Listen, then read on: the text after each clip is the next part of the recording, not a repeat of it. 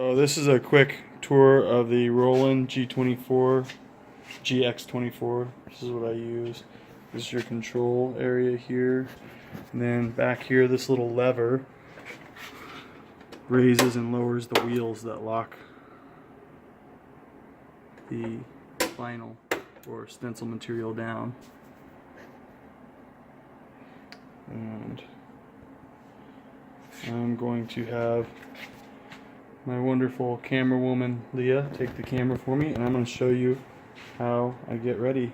We're going to be working on that same sign, and this is the Aura Mask 810 that I told you about. I've got it on this roller, and I use, this is a really nice ruler that I use, and I have my marks along here. This is all paint that I've gotten over here over the years. I take my razor, and I have this, and I can see on this scoring mat, I pull it all the way to the edge right here. It keeps it flush. See, it has these lines here. In this case, we are doing a 9.5 by 20. You always go 4 inches width-wise beyond 20 to make room for your registration marks. This roll is actually 24 inches, so it actually works perfect for the width. For any of my 20-inch signs, the 24-inch wide is perfect for the width. It'll handle those registration marks. And so for the actual height, I always go, I think it's the same amount. Let me remember.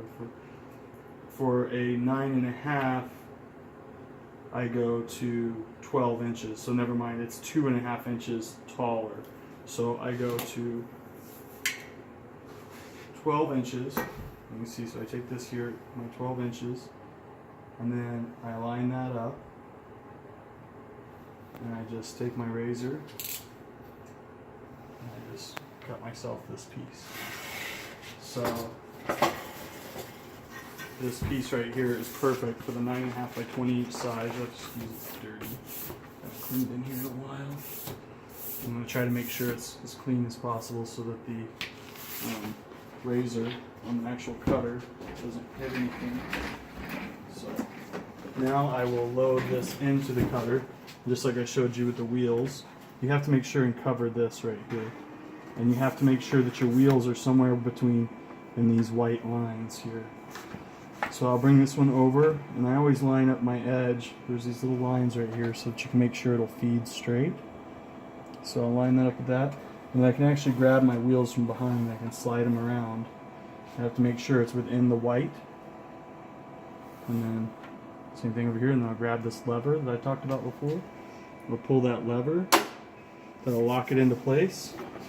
Then over here it's on roll right now. I need to make sure that it's on sheet, so I'll press the down button, and it'll say piece, so it knows that it's not a fully fed roll, it'll just be a piece. And then I'll hit enter, and then it's going to do its thing. And it's going to find the dimensions of this piece. Okay, so now it's ready to cut. So now we're going to go back over to the computer. And this is that same graphic that we trained before. I'm going to hit File. I'm going to hit Cutting Setup. I'm going to go Properties.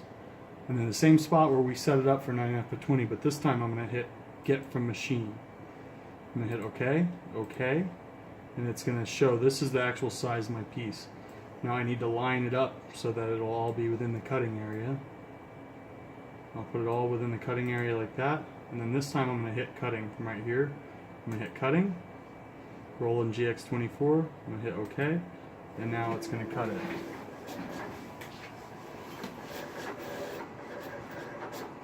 And we'll wait for it to do its thing.